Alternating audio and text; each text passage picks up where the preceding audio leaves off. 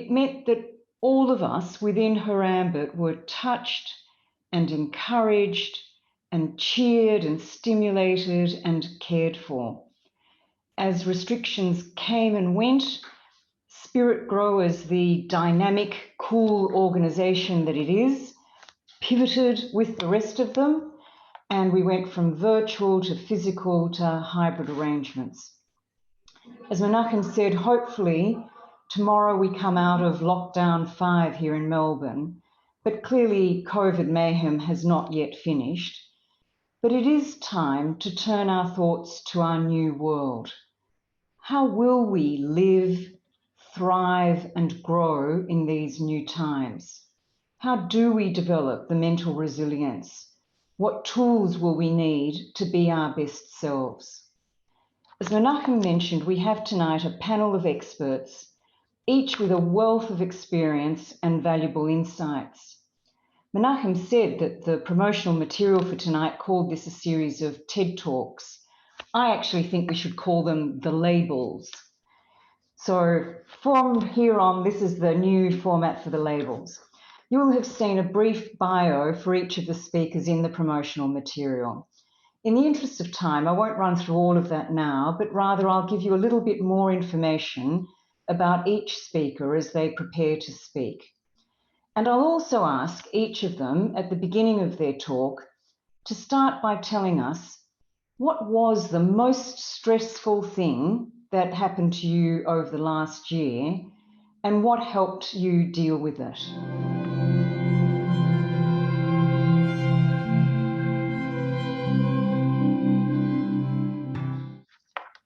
So let me turn to the first speaker, Professor Marc Cohen. And Marc tonight will speak to talking to yourselves for a healthy mind and body. Marc is a pioneer in integrative medicine. He's a poet, an author, and an entrepreneur. This is the man who in primary school decided that within his lifetime, humanity would either destroy itself or break through to a new level.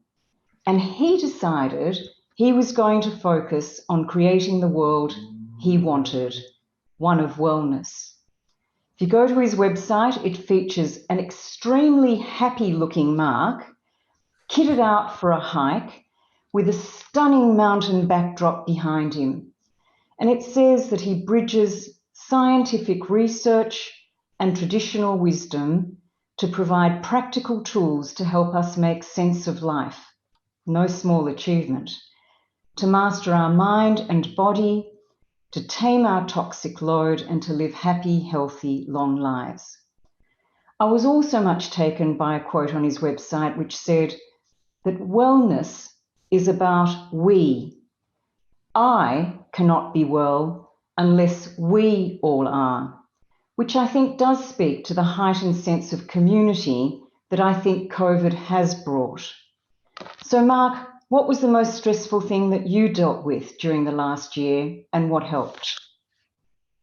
I think the most stressful thing was being housebound and not being able to travel and you know, go to New Zealand and that wonderful mountain range and run retreats in the hot springs in New Zealand. And the way I coped with that was being housebound and being really creative. I actually finished off writing a children's book and I created a whole business around wellness tonics and kombucha tonics. And yeah, just ended up using that insular time being at home to actually create new entities and new opportunities for myself and for others. So it's been still an ongoing journey. You know, a year later, we're still in lockdown and I'm still dealing with that. And the other thing I was doing was I've written a lot of poetry, which some of I'll share tonight. And I've been trying to condense, I mean, I've been speaking at Spiritgrow audiences for well over a decade. And, you know, I always challenge that to make things briefer and how can I get this wisdom I've accumulated over a lifetime of integrative medicine study into an accessible format. And, you know, it's ended up coming up as poetry. So yeah, writing poetry has actually been a really great mental gristle to chew on. You know, I've got spare moments rather than sort of worrying about, you know, the things that could have been or what I could have been doing. It actually gives me something focused to create. And, you something positive to work on. So that's been my solace. That's great. Over to you for the rest of your talk. Thank you. Okay, so I've been asked to talk about talking to yourselves. And this is something very dear to me because, I've done a lot of work on the microbiome and on basic biology. And when we talk about our cells, it's not just the cells that are our human cells, it's all the cells in our body, which, there are more bacterial cells, actually viruses as well, far more than there are human cells. So our cell, we are an ecosystem, we are a collective. And I think Lao Tzu said that you understand the masculine, but act from the feminine. And the way I interpret that is, we use our mind to understand things. We use our mind to sift through information. Our mind has, a million years or so of evolution behind it in rational thought and even intuitive thought, and to analyze things. But then once we've analyzed everything with our mind, we can choose and we can go with our gut feeling. And the cells in our gut, the microbiome, these bacterial cells in our gut, have 4.5 billion years of evolutionary intelligence. And there are actually more nerves going from our gut to our brain than from our brain to our gut. So, we have to be in a dialogue with our whole bodies. So when we talk about our mind as our mind making decisions, I think it's really valuable to actually make decisions with your whole body, so you're fully engaged in that. And to realize we are an ecosystem. And you brought up the quote that, illness is about the I, wellness is about the we. And to be well, it's not just the we in our ecosystem of our gut and our cells, it's our connections and our social supports and our friendship groups. Our friends are the most valuable. I've realized, recently, I keep realizing that the friends in my network are the most valuable thing I own. And that when you share pain, it decreases, and when you share joy, it increases. So to share your feelings is one of the most valuable things you can do to become resilient, to actually cope with stress. And I've done a lot of work on stress, and I've created this Extreme Wellness Institute where I talk about extreme wellness and go into the extremes of your physiology in terms of water and glucose and oxygen and temperature and carbon dioxide. And as part of that, I talk about hot and cold. And if you think about all life, ever since there was life, has had to deal with the extremes of temperature. Because if you get too hot for too long, you die. If you get too cold for too long, you die. And that's true for your basic cells, for basic viruses or bacteria, or for mammals and for humans. And one of the things about building resilience is to practice being comfortable in an uncomfortable situation. It's how can we cope with these difficult situations that life throws at us? And one of the easy ways to do that I've been promoting for quite a while now is just through bathing, through hot and cold water. And it's having a hot shower and then a cold shower. And I can talk, and I have many times talked for more than an hour on this, but just taking your body to to visit your comfort zone in terms of heat. So you get quite hot. You can do that in the shower, you can do it in a sauna, you can do it in a hot bath, to get to the point where you're hot and you're comfortably uncomfortable. You don't push the limits, but just find that point when you're comfortably uncomfortable. It's like finding the point in a yoga stretch where you can just breathe and be there, but you're not going to hurt yourself. You're not going to push through it. And then going from that point of heat to the point of cold. So you turn the hot water off and the cold water on. I've got a little song and dance called the cold water hokey pokey that helps you do that by doing it gradually. So you get really hot with hot water, and then you just put your left foot in. And you can cope with that. And then your leg, and then your right foot and your leg, and your left hand and arm and your other hand and arm. And then you're vasoconstricting your periphery and sending all the blood into your core. And then you can actually tolerate the cold. And the cold, again, it's not that comfortable, but you're fully in control, and you're not going to die because there's a hot water tap there, and you're in a comfortable house, I hope. But going from hot to cold exercises your vascular system. It moves blood from the periphery to the interior. And then you get out of the shower and you're feeling really vibrant and alive because you've ended up with the cold water. But then you actually just lie down for 5 minutes and find the balance in between. And finding that still point, and there's ancient wisdom that says the greatest movement comes from the stillest point.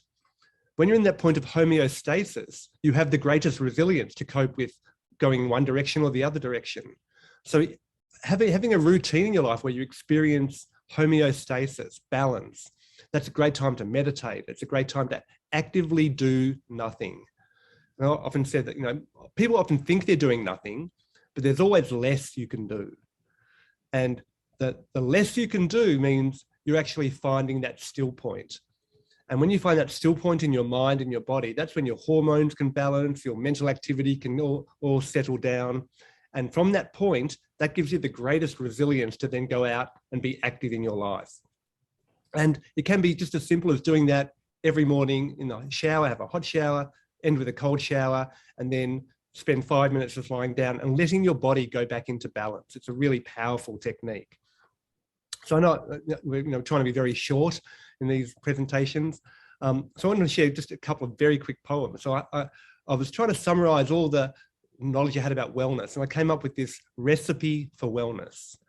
And it's bathe in beautiful water, prepare delicious food, make the most of every breath, dance through every mood, tend the soil beneath your feet, embrace sunshine from above, share your gifts with all the world, and fill your life with love.